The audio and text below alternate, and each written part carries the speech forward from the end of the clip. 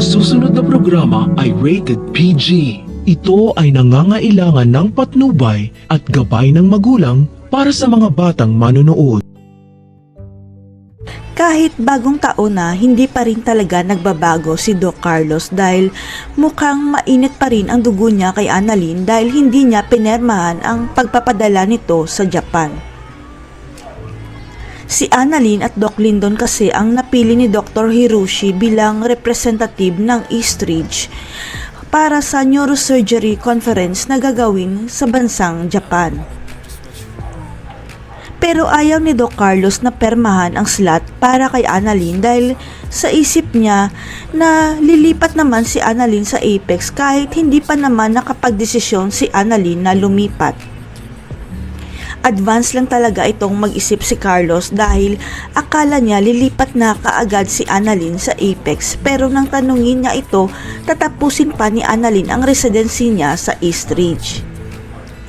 Kaya nang napagtanto ni Doc Carlos na mali ang iniisip niya, nagpalusot ito na gusto niyang patunayan at paghirapan ni Annalyn ang slot para ipresenta ang Eastridge Hospital sa Japan.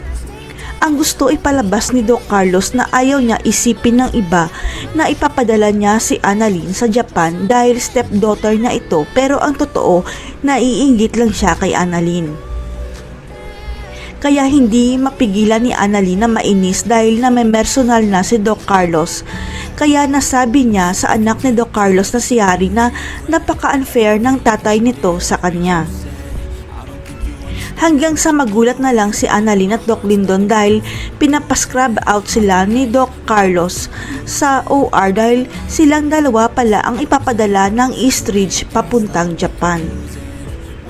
Hindi talaga makapaniwala si Annalyn dahil ang akala niya hindi pinermahan ni Doc Carlos ang slot niya pero ang mas ikinatuwa ni Annalyn pati si Lynette makakasama niya sa Japan. Ang hindi alam ng lahat, nagsumbong pala si Doc Katie sa totoong may-ari ng Eastridge dahil alam niyang wala ng pag-asa para ibigay ni Doc Carlos ang slot pa Japan kay Annalyn. Nalaman kasi ni Doc Katie na ang totoong may-ari pala ng Eastridge Hospital ay walang iba kundi ang tunay na ina ni Lynette at si Annalyn na lang ang nag-iisa niyang apo at tagapagmana. Kaya sikretong pumunta si Doc Katie sa may-ari ng Eastridge at isunumbong ang ginawa ni Doc Carlos sa apo niyang si Annalyn kaya nagalit ang totoong may-ari ng Eastridge.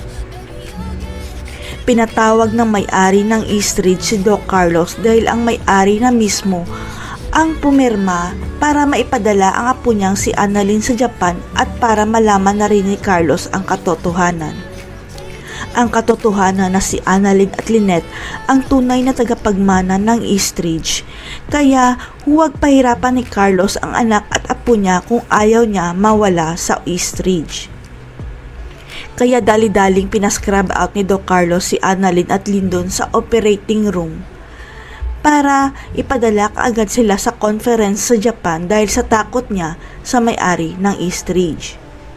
Malalaman kaya ni Annalyn na ang lola niya ang dahilan kaya siya ang ipapadala sa Japan?